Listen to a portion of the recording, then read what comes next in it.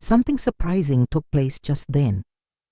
A girl standing by the river, caught up in a playful moment, splashed water onto Meera. In an instant, Meera began to change. Her skin took on a shimmering, scaly look, much like a fish, and she started transforming into one right before everyone's eyes. Long ago, in a calm and quiet African village, nestled among rolling hills and shaded by tall, leafy trees, there lived a woman named Nia alongside her husband. They had been married for many years, their bond growing stronger with each passing season, yet they remained childless. Nia had carried new life within her several times over the years, her heart swelling with hope at each beginning. But every time, after just a few weeks, those hopes crumbled as each pregnancy ended in miscarriage. The losses left her weary, her spirit bruised but not broken. Her husband's family, growing impatient and suspicious, began to whisper among themselves. They suggested he take another wife, convinced that Nia's troubles were no mere misfortune. They believed she might be a witch, using her miscarriages for secret, dark rituals to wield some hidden power. Their words stung, casting a shadow over Nia's place in the village, but her husband stood firm. He loved her with a quiet, unshakable devotion, and held on to a steady belief that one day, against all odds, Nia would bear him a child.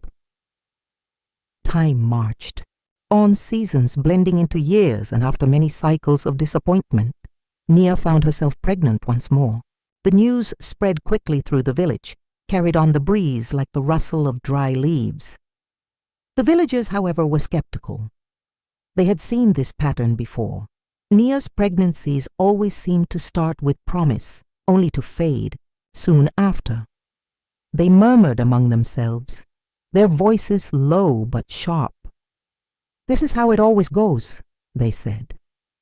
"She gets pregnant, but in a few weeks, she'll turn it into one of her rituals." Their doubts were rooted in the past, in the string of losses that had marked Nia's life, and they braced themselves for yet another heartache. But this time was different. Against every expectation, Nia carried the pregnancy beyond the fragile. Early weeks, past the months where hope had always faltered before, her belly grew round and full, a quiet defiance of the village's predictions. 9 months came and went, and to the utter astonishment of all who had doubted her, Nia gave birth, not to one child, but to twins. 2 beautiful girls, Meera and Nana, entered the world, their cries mingling in the air like a song of triumph. This was a moment unlike any the village had known, for twins had never been born there before. The village erupted in celebration. The arrival of Meera and Nana was a marvel, a break from the ordinary that lifted every heart.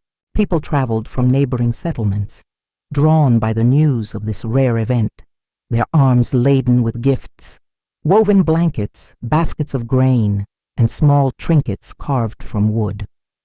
They crowded around Nia's modest hut, their voices raised in joy, for twins were seen as a powerful blessing, a sign of favor from the unseen forces that guided their lives. Nia, weary from the birth but glowing with pride, accepted their offerings with quiet gratitude. Her husband stood beside her, his eyes bright with a happiness he'd waited years to feel. As Meera and Nana grew, their presence became a source of light in the village. They toddled through the dusty paths, their laughter echoing between the huts, and the villagers couldn't help but be drawn to them. Men and women alike stopped by often, eager to spend time with the girls, to watch them play or simply sit in their company. Some took them on little outings, short walks to the edge of the village or trips to nearby fields, showering them with treats like ripe fruit or bits of honeyed bread before returning them safely home. To everyone, Meera and Nana were like rays of sunshine, their warmth touching all who crossed their path. As the twins grew older, their charm seemed to weave a spell over the village. Meera, with her quick smile and curious eyes, and Nana, with her gentle voice and thoughtful gaze, were adored by all. People spoke of them with fondness, their names a constant hum in daily chatter. But one day, something strange happened that peeled back the surface of their sunny reputation and showed the villagers a different side of these beloved girls. Amanda, a well-known trader whose baskets of goods were a familiar sight in the village, often took Meera and Nana along when she went about her work. She enjoyed their company, their chatter keeping her spirits high as she moved from stall to stall. On one such day, she brought them to the bustling market, where the air buzzed with voices and the scent of spices hung thick. Unbeknownst to Amanda, the twins grew hungry and began nibbling at the food she'd brought to sell, ripe yams and dried fish she'd carefully prepared. When she noticed, Amanda's temper flared. She scolded them sharply, her voice cutting through the market's noise, and in her frustration, she struck them, her hand leaving red marks on their arms. The twins didn't cry, though. Instead, they laughed, a light, eerie sound that sent a chill down Amanda's spine. Looking at her with steady eyes, they said, "The marks you've given us will appear on your daughter when you get home." Amanda shook her head, brushing off their words as silly child's talk, the kind of nonsense young ones sometimes spout. But when Amanda returned home that evening, her confidence shattered. There was her daughter sitting quietly, tears streaking, her face with marks on her back in the exact spots where Amanda had hit the twins. She stared, her breath catching, unable to make sense of it. How could this be? She hurried to tell the villagers, her words tumbling out in a rush as she described what had happened. But they didn't believe her. Some chuckled, thinking she'd dreamed it up after a long day. Others suggested she was weaving a tale for attention. "Amanda's tired," they said, "or maybe she's imagining things." No one took her seriously, and she was left to wrestle with her confusion alone. Still, this unsettling moment planted a seed of change in how the village saw Meera and Nana. The twins, once only a source of delight, now carried a hint of something else, something unknown that lingered in the minds of those who heard Amanda's story. As Meera and Nana continued to grow, their mysterious nature became harder to ignore. Their ability to shift pain onto others, as Amanda had claimed, stirred a complex mix of feelings in the village. People began to watch them more closely, their affection tinged with a flicker of unease. The twins, who had once been seen solely as a blessing, were now viewed with a touch of caution too.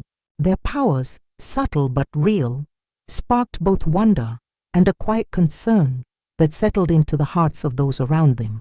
One day, their path crossed with an old woman known throughout the village for her stern ways and quick anger.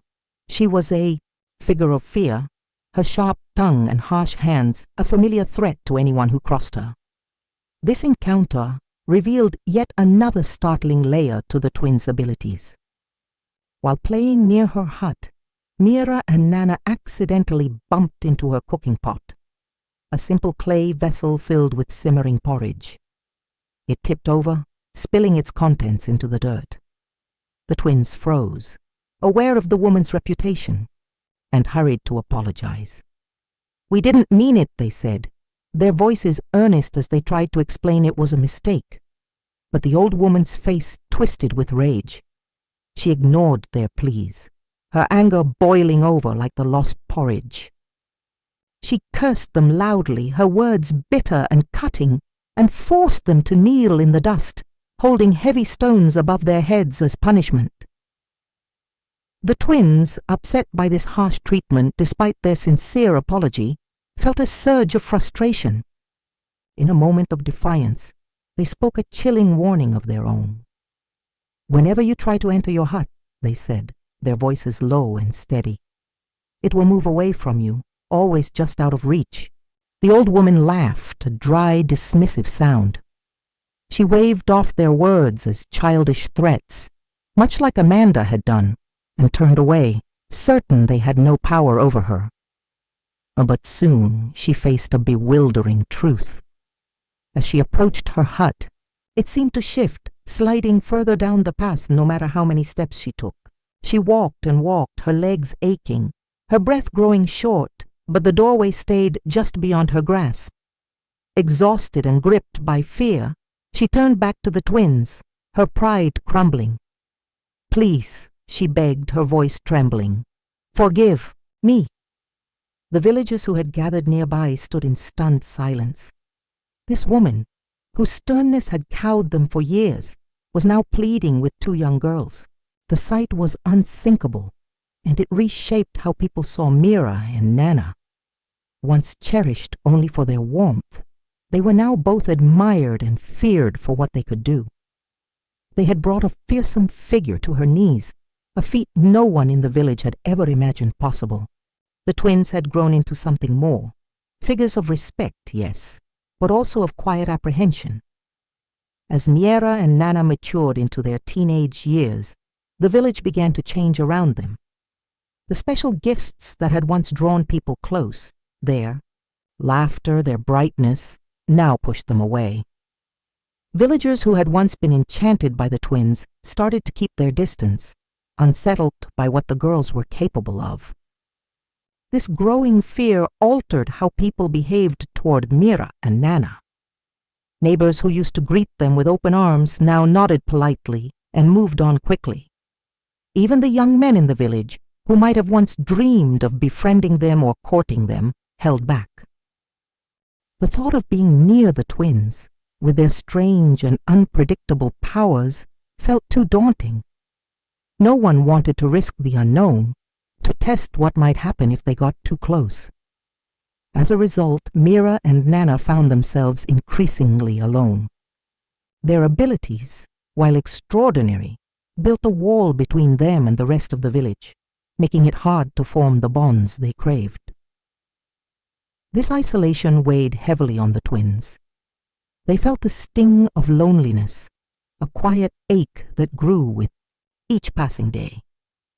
They watched other young people in the village, laughing together, working side by side, forming friendships, and longed to be part of that simple, joyful life. Meera and Nana wanted to play, to share jokes, to feel included without their presence sparking fear in others' eyes. They dreamed of a normal existence, one where their powers didn't set them apart. This yearning stirred something deep within them, a desire to break free from the boundaries their uniqueness had created. It led them to question a rule their mother, Nia, had drilled into them since they were small. Never go near the river. Nia had always been strict about this, her tone firm and unwavering whenever she spoke of it. Yet she never offered a reason, leaving the twins with only her command and their own curiosity. That curiosity paired with their wish to escape there. Solitude grew stronger than their obedience. They began to wonder if the river, a place they'd been taught to avoid, might hold a way to change their lonely lives. After days of quiet talks between themselves, Meera and Nana made a choice. They would go to the river, defying their mother's rule, in hopes of finding a taste of the belonging they so desperately sought.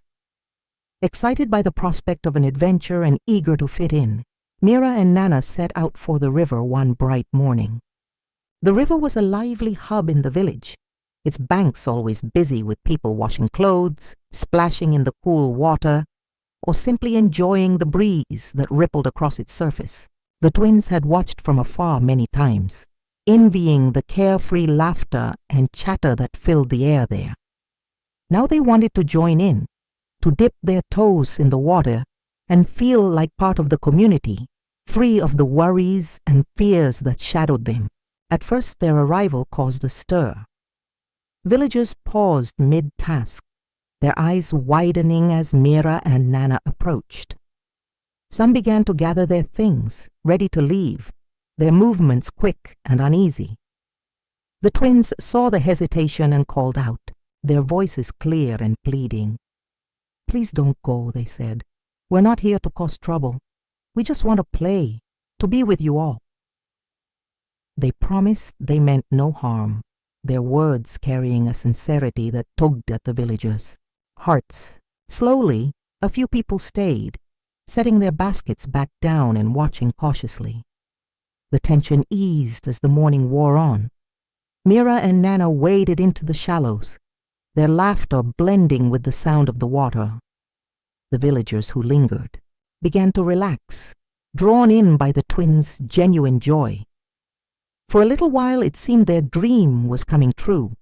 They were playing, splashing, and sharing smiles, just like everyone else. The riverbank felt alive with a rare harmony. The twins' presence no longer a source of dread, but of simple, shared fun. But then, something unexpected broke the moment. A girl, caught up in the play, giggled and splashed water onto Meera. The droplets hit her skin, and instantly Meera began to change. Her arms shimmered as scales appeared, spreading across her like a fish's skin, and her body started to shift into something aquatic. Nana, seeing her sister in distress, rushed to her side and touched the water too. The same transformation gripped her. Scales glinted in the sunlight, and her form began to twist. The villagers froze, fear washing over them like a cold wave. They didn't know what to do, their voices rising in confusion as they stumbled back from the water's edge. Someone shouted for Nia, and a group ran to fetch her, their footsteps pounding the dirt in urgency. When Nia arrived, breathless and wide-eyed, she saw her daughters caught in this strange shift. Meera and Nana were half human, half something else, their bodies merging with the river's essence. Nia's heart shattered at the sight. She fell to her knees by the bank, tears streaming down her face as she reached out helplessly. Her cries filled the air, a raw sound of grief and powerlessness that echoed over the water. She couldn't stop what was happening, couldn't pull her girls back from this bewildering change. The villagers stood back, their earlier joy replaced by shock and uncertainty, watching as Nia mourned the daughters she could no longer fully hold. The scene was one of sorrow, a mother's love clashing with a force no one could grasp. The transformation of Meera and Nana left the village reeling, their minds scrambling to make sense of what they'd witnessed. In the midst of this turmoil, the village priest stepped forward, his voice steady, as he revealed a long-held secret. "Meera and Nana," he said, addressing the gathered crowd, "are children of the river goddess." The words hung heavy, a truth that shifted everything they thought they knew. Nia, her face streaked with tears, nodded slowly and began to speak. She confessed that years ago, terrified of losing her husband's love and her standing in the village, she had sought help from an herbalist. Childless and desperate, she'd begged for a miracle. The herbalist had called upon the river goddess, who granted Nia the twins. But the gift came with a strict rule. The children must never touch the river, or they would return to the goddess, who gave them life. Nia had kept this hidden, her fear of judgment outweighing her need to share the truth. Now, with Meera and Nana changing before their eyes, the secret was out. There was no way to undo what had happened. The twins belonged to the river goddess, and the village could only watch as that claim unfolded. But the story didn't end there. Nia, unwilling to give up on her daughters, resolved to find a way to save them. She set out to locate the herbalist, who had brokered her deal with the goddess, hoping he might know a remedy. Her journey took her beyond the village, along winding paths and through thick brush, her steps fueled by a mother's determination. When she reached the herbalist's home, a small, weathered shack, she found it silent. The man had died years before, his knowledge lost with him. Nia returned empty-handed, her hope fading like a candle in the wind. With no other path forward, the village faced a heart-wrenching choice. They gathered by the river once more, their voices raised in prayers and their eyes wet with tears. Together they brought Meera and Nana back to the water, offering them to the goddess who had created them. It was a moment of deep sadness, a farewell to the girls they'd loved and feared in equal measure. Then, something astonishing happened. The river accepted Meera, her form fully merging with its flow, scales glinting as she became one with the water. But Nana it released. The waves parted and she stepped back onto the bank, human once more, her skin smooth and unchanged. The villagers gasped, their awe mingling with relief as they saw the river goddess's power and mercy at work. Nia rushed to Nana, pulling her into a tight embrace, their tears mixing as they held each other close. Joy and sorrow intertwined in that moment. They were together, but Meera was gone, now a part of the river forever. They would have to learn to live with her absence, to carry the weight of their memories through the days ahead. For Naya, the experience brought a hard-earned lesson. Patience, waiting for the right time, as guided by a higher will, was wiser than forcing her own path. She saw now that rushing to the herbalist had set this chain of events in motion, and she vowed to trust in life's timing from then on. The tale of Meera and Nana, once misunderstood and even called cursed by some, transformed into a story of love, trust, and acceptance within the village. It became a reminder that the greatest blessings can arrive in ways no one predicts, and that life's mysteries often carry lessons worth learning. Nia and Nana, forever altered by what they'd endured, found a quiet peace in their days. They grew thankful for what they had, the bond they shared, the life they could still build together. The river remained a constant in their lives, a presence they felt deeply connected to. It had given them so much. 2 daughters, a miracle, when all seemed lost, and it had taken Meera away, a price they hadn't foreseen. Yet it was also a source of comfort, a flowing thread that tied their past to their present. I hope you found this story compelling. It's a journey through joy, fear, and understanding, showing how the unexpected can shape us in profound ways. If you enjoyed it, please give the video a like, subscribe to the channel, and turn on the notification bell so you won't miss the next tale. Until then, goodbye.